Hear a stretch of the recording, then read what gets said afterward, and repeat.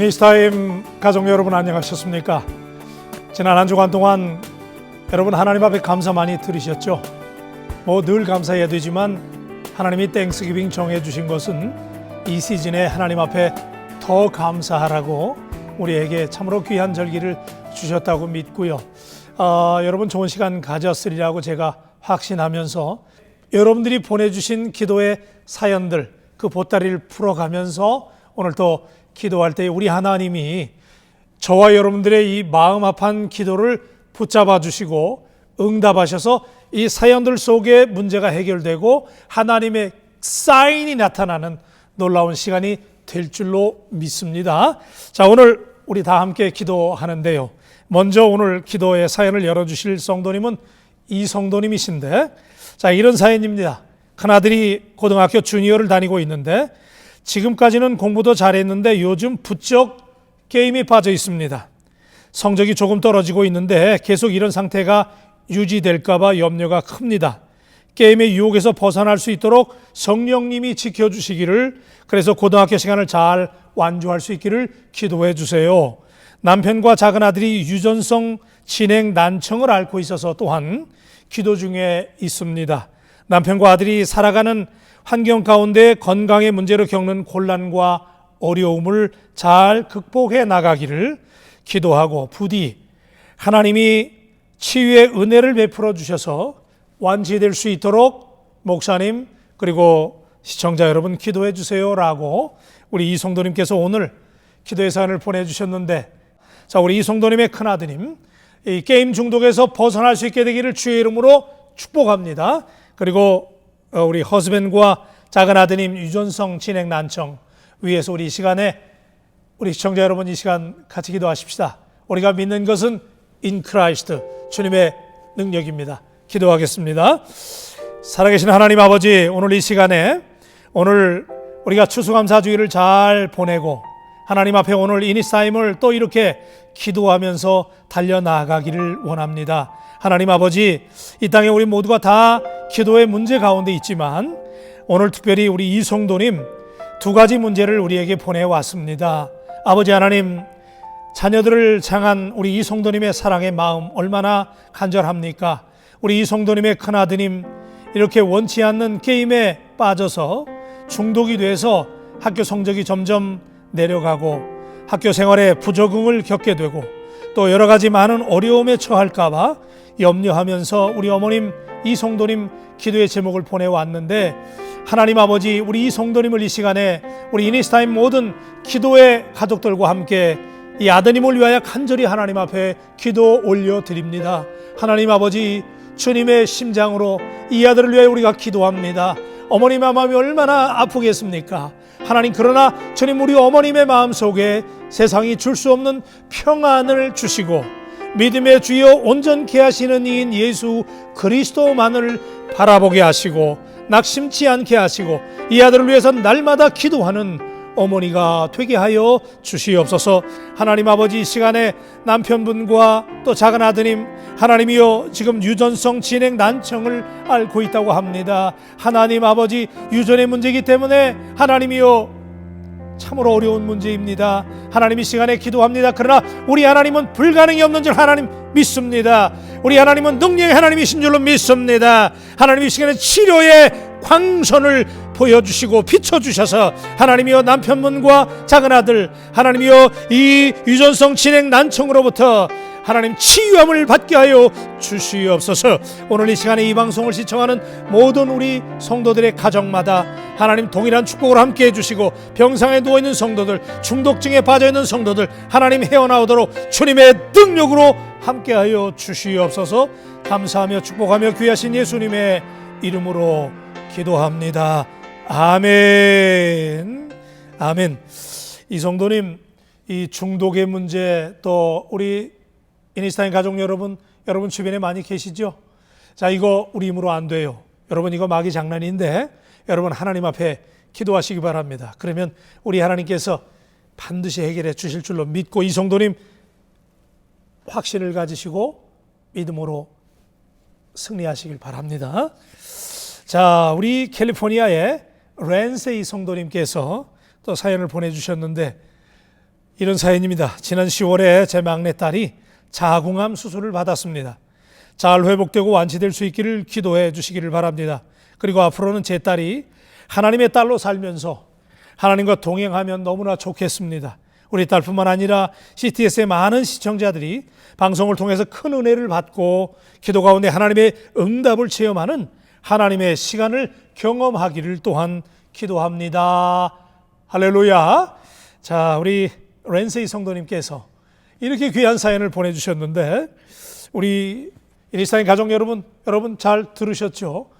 여러분의 가정을 위해서도 우리 랜세이 성도님께서 축복하시고 하나님의 은혜 가운데 우리 CTS를 잘 시청하고 은혜 받도록 기도하셨어요.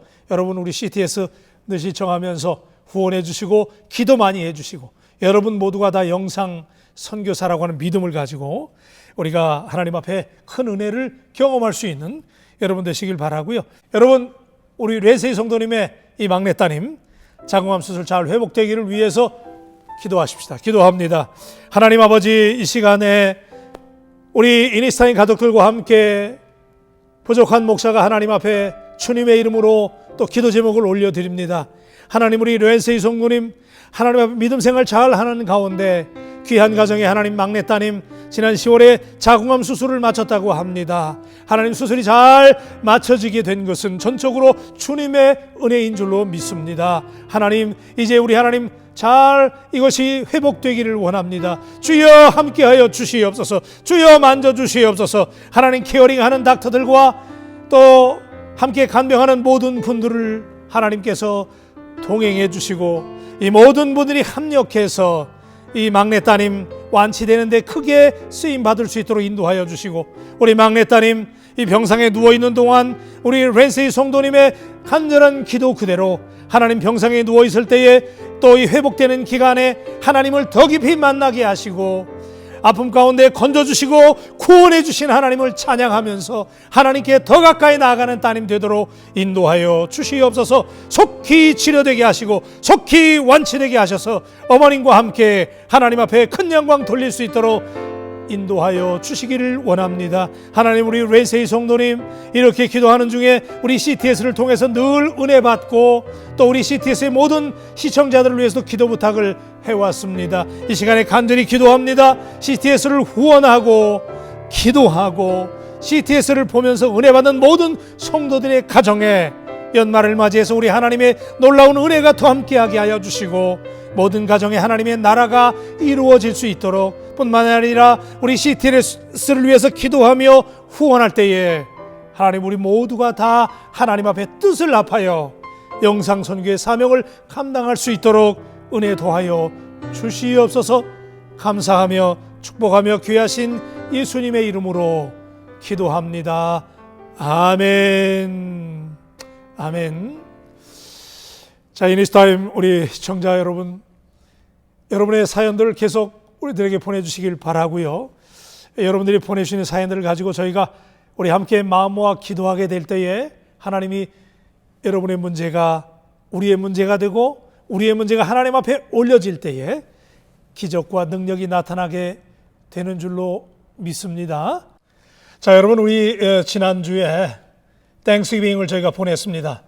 자, 그런데 땡스기빙 1년에 한 번 우리가 하나님께 특별히 더 감사하는 절기로 저희가 보내고 있는데 참 미국에서 요즘에 악유를 한 것은 이 땡스기빙이 끝나면서 바로 블랙 프라이데이로 들어가면서 성탄절까지 이제 연말 가장 그 쇼핑이 피크를 이루는 시간으로 많은 사람들이 보내게 되는데, 자, 이로 인해서 사람들이 추수감사절도 쇼핑에 묻혀버리고 좀 일하고 쉬어야 되는 시즌인데 그렇지도 못하고, 그러면서 사람들이 소비 심리가 자극되고 그러면서 이제 많은 사람들이 이 블랙 프라이데이 의미가 없는 거 아니냐라고 하는 그런 의문을 제기하면서 요즘에 이걸 폐지해야 될 것인가 말 것인가 논쟁도 한창인데, 그래서 오늘은 아주 특별한 시간을 우리가 마련을 했는데, 자, 우리 크리스천 성경적 재정교실을 운영하면서 우리 그리스도인들에게 성경적인 가치관에 대해서 교육하고 또 많은 지혜를 주고 계시는 우리 이원경 권사님을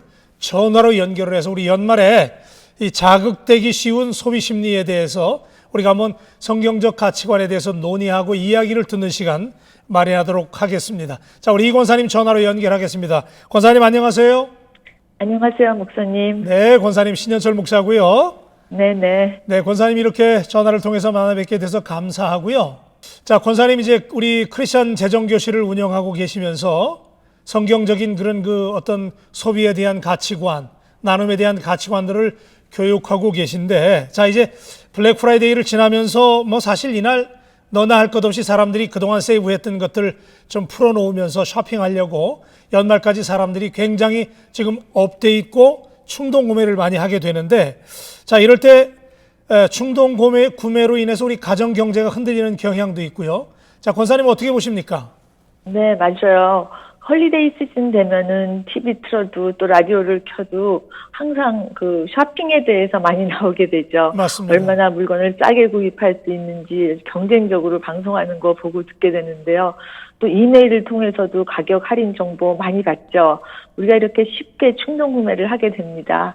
하지만 그로 인해서 왜 크레딧 카드 빚이 늘어나게 되고 또 우선 싸게 산다는 생각에 크레딧 카드 빚 이자가 얼마나 빨리 그리고 얼마나 크게 불어나는지 생각하지 못하는 경우가 많은데요. 네네. 물론 꼭 필요한 물건을 기다렸다가 할인을 많이 하는데 사는 것은 상관없지만 우리들의 소비 심리가 우선 싸다고 하면 그다지 필요하지도 않으면서 구입하고 또 별로 사용하지도 않게 되는 것을 경험하게 되죠. 싸다고 해서 구입했다가 쓰지도 않고 장에 쌓아두는 경험하시는 분들도 많을 거라고 생각해요. 네네. 이 세일에 대한 유혹, 또 충동 구매에 대한 이 템테이션 우리가 자유롭지 않은데, 자, 이럴 때 우리가 세속적 가치관에 우리 그리스도인들이 그냥 맹목적으로 휩쓸려서는 안 되는데, 자, 권사님, 우리 크리스천들이 연말 소비 시즌에 어떤 성경적 가치관으로 이럴 때 우리가 생활을 해야 되는지 오늘 좀 말씀을 풀어놓아 주시면 좋을 것 같습니다. 네. 우리 크리스찬들에게는 우리가 가지고 있는 모든 것, 건강, 시간, 돈, 재능, 이런 모든 것이 다 하나님께서 맡겨주신 선물이잖아요. 하나님께서 우리에게 이런 선물을 주신 것이 우리의 평안이나 행복을 위해서 주신 것이 아니라 이 땅에서 우리가 협력하여 하나님의 뜻을 이루게 하시려고 주신 것이에요. 그래서 우리는 하나님의 재물을 관리하는 청직이라는 사실을 잊지 말아야 되는데요. 청직의 제일 중요한 사명은 맡겨주신 재물을 잘 관리하는 것입니다. 네. 재물을 잘 관리하는 게 뭘까요? 그건 열심히 정직하게 일해서 얻은 재물을 잘 지출하는 건데요. 일반적으로 세상의 재정 사용 방법은 그 크리스찬의 재정 사용 방법하고 좀 틀려요. 네네. 세상의 재정 그 사용 방법은 우선 돈을 벌면 먼저 필요한 걸 소비하고 또 누리고 그리고 남으면 빚을 좀 갚고 또 저축도 하고 또 마지막으로 남을 위해 베풀고 또 그것도 잘 안 되면 할 수 없이 뭐 계획을 세우는 건데요. 하나님의 방법은 우선 지출 계획을 세워서 제일 먼저는 하나님의 영광을 위해 쓰고 또 꼭 필요한 것을 현명하게 소비하고 미래를 위해 저축하고 빚을 갚아 나가면서 남는 것을 가지고 누리는 것이거든요. 네, 그게 네. 청직이 자세죠. 그래서 더욱 충동 구매는 조심해야 될 부분인데요. 성경은 사실 하나님이 재정 원리를 곳곳에서 가르쳐주고 있어요. 우리는 많은 시간을 돈을 벌거나 아니면 돈을 쓰거나 돈 걱정을 하면서 지내는데요. 그래서 당연히 재정 관리가 우리의 영적 생활에 아주 중요한 주제가 되겠어요. 네. 무엇보다도 수입에 맞춰 지출 계획을 세우는 것이 가장 중요한데요. 아무리 가격이 싸다고 할지라도 꼭 필요한 물건이 아니면 그 수입을 초과해서 지출해서는 안 되는 것, 그것이 가장 기본적인 원리입니다. 저는 여러분들께 꼭 수입 지출 계획서를 작성하시라고 말씀드리고 싶어요. 네, 네. 예산 작성이거든요. 그렇죠. 그 매일매일 수입 지출을 꼼꼼히 작성해서 예산에 맞춰 소비하는 게 가장 중요한데요. 네. 그게 우리 청지기들의 의무라고 생각해요. 자, 배품과 나눔에 대해서 권사님 우리 재정교실에서 어떻게 말씀을 가르치고 계신지 또 말씀을 좀 나눠주시면 큰 도움이 될 것 같은데. 네. 소비는 우리가 소비 생활을 할 때 소비를 하는 사람도 있지만 돈을 사랑해서 이렇게 저축하는 사람들도 많아요. 네. 저축하는 것이 나쁜 것은 아니지만 정말 베품과 그 밸런스를 맞추지 않으면은 정말 돈을 사랑해서 악에 빠지는 이제 그런 경우가 너무 많죠. 세상 경제는 받는 것이 주는 것보다 복이 있다고 말하잖아요. 네네. 그런데 하나님의 경제는 정반대예요. 사도행전 20장 35절에 예수님께서는 주는 것이 받는 것보다 더 복이 있다고 말씀하셨어요. 예, 아멘. 나를 위해서 쓰는 소비보다 남을 위해 쓰는 베품이 더 복이 있다는 말씀이죠. 네네. 베풀면 받는 복은 주님과의 관계가 더욱 친밀해지는 거예요. 베푸는 것이 베풀 때 우리의 마음과 관심이 그리스도를 향해 있다는 거죠. 마태복음 6장 21절에 그런 말 나오잖아요. 보물이 있는 곳에 마음이 있다고. 그렇죠. 우리의 것을 하나님께 드릴 때 우리의 네네. 마음은 저절로 하나님께 향해 있는 거죠. 자, 우리 연말에 그 가난하고 소외된 이웃들을 위해서 이제 이런 물질들 우리가 또 사용을 해야 되는데, 그 말씀 우리 권사님 또 지혜를 조금 더 나눠주시죠.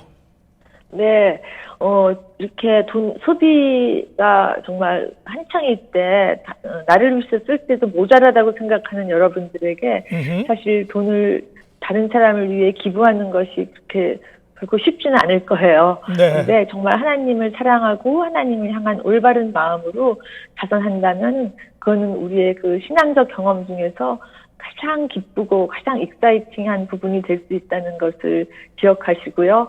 그리고 우리가 이 예수님이 오신 이 계절에 정말 예수님 생각하면서 더욱더 그 재정 관리 잘하고 청지기로서의 그런 역할을 잘 감당하시기를 바랍니다.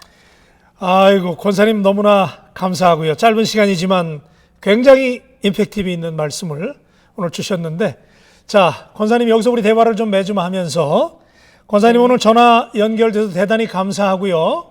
네, 감사합니다. 자, 우리 권사님의 사역에도 하나님의 크신 은총과 은혜가 넘치게 되기를 주의 이름으로 축복합니다. 감사합니다, 목사님. 예, 대단히 감사합니다.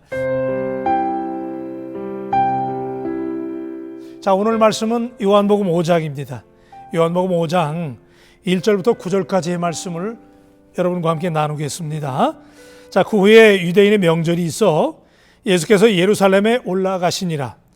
예루살렘에 있는 양문 곁에 히브리 말로 베데스다라 하는 못이 있는데 거기 행각 5이 있고 그 안에 많은 병자, 소경, 절뚝발이 혈기 마른 자들이 누워 물의 동함을 기다리니 이는 천사가 가끔 못에 내려와 물을 동하게 하는데 동한 후에 먼저 들어가는 자는 어떤 병에 걸렸든지 낫게 되미로라. 거기 38년 된 병자가 있더라. 예수께서 그 누운 것을 보시고 병이 벌써 오랜 줄 아시고 이르시되 네가 낫고자 하느냐? 병자가 대답하여 주여 물이 동할 때에 나를 못에 넣어줄 사람이 없어 내가 가는 동안에 다른 사람이 먼저 내려가나이다. 예수께서 가라사대 일어나 내 자리를 들고 걸어가라 하시니 그 사람이 곧 나아서 자리를 들고 걸어가니라. 이날은 안식이니라. 아멘. 여러분, 오늘은 우리가 계속해서 제가 이 시간을 통해서 여러분에게 주님께서 행하셨던 그 기적들 우리가 묵상을 하고 있는데 오늘 주님이 행하셨던 세 번째 기적의 말씀을 여러분과 함께 나누면서 하나님이 오늘 이 말씀을 통해서 우리에게 어떤 응답의 말씀을 레마의 말씀으로 주실까 우리가 기대하면서 이 말씀을 묵상하기를 원합니다. 자, 여러분 오늘 말씀에 보니까 예수님께서 유대인의 명절에 예루살렘에 올라가실 때에 거기에 베데스다라고 하는 연못이 있는데 거기에 많은 병자들이 몰려 있었습니다. 그런데 그 가운데 38년 동안 어떤 병인지 모르지만 병으로 고생했던 한 병자를 예수님이 만나시면서 그 병자와 눈이 맞으면서 그 병자를 예수님이 주목하시고 그 병자를 고쳐주셨던 스토리인데, 자, 오늘 이 말씀이 예수님께서 행하셨던 세 번째 기적인데요. 자, 여러분 이 말씀 우리가 여러 번 들었지만 오늘 이 시간을 통해서 우리에게 주시는 응답의 말씀은 또 어떤 것인지 여러분 잘 주목해서 들으시기를 바랍니다. 자, 여러분 잘 아시지만은 유대인의 명절날 거기 예루살렘을 향해서 올라가는 양문이라고 하는 문이 있는데, 자, 예루살렘 성에 들어가는 문이 4개가 있는데 그 중에 이 북동쪽에서 들어가는 문의 이름이 이게 양문이라고 하는 별명이 붙었습니다. 근데 이 양문이라고 하는 게 문이 2개가 있어서 양문이 아니고 이것이 쉽게이트입니다. 그러니까 양들을 데리고 들어가는 문. 다시 말하면 여러분, 유대인의 명절에는 반드시 예루살렘에 모여서 유대인들은 하나님 앞에 월십을 했잖아요. 그 예배를 드렸는데 유대인들이 드리는 예배에는 반드시 우리의 죄를 대신해서 제물로 드려질 가축들을 가지고 들어가서 예배를 드렸는데, 이때 그 양들을 데리고 들어가는 문이라고 그래서 그 문을 양문이라고 그랬어요. 양문이라고 하는 별명이 붙었는데, 그러니까 어쩌면 이 문은 성경에 그런 말씀 있잖아요. 보라, 세상 죄를 지고 가는 하나님의 어린 양이다 라고 하는 말씀 여러분 기억하시죠?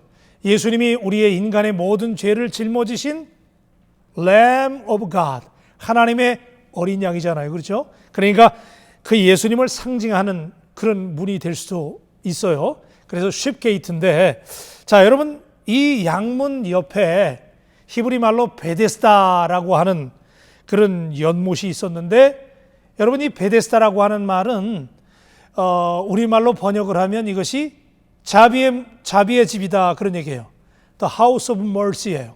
그러니까 자비의 집이라고 하는 별명이 붙어 있는 그런 베데스다, 그렇게 네이밍 되어지는 연못가에 많은 병자들이 있었다는 거예요. 그런데 여러분, 참 아이러니한 것은 이 자비의 연못가에 자비의 혜택을 받지 못하는 많은 병자들이 모여 있었다는 사실을 우리가 주목을 해야 되고요. 그런데 여기에 38년 된 병자도 섞여 있었습니다. 여러분, 이 38년 된 병자라고 하는 거, 여러분, 말이 그렇죠.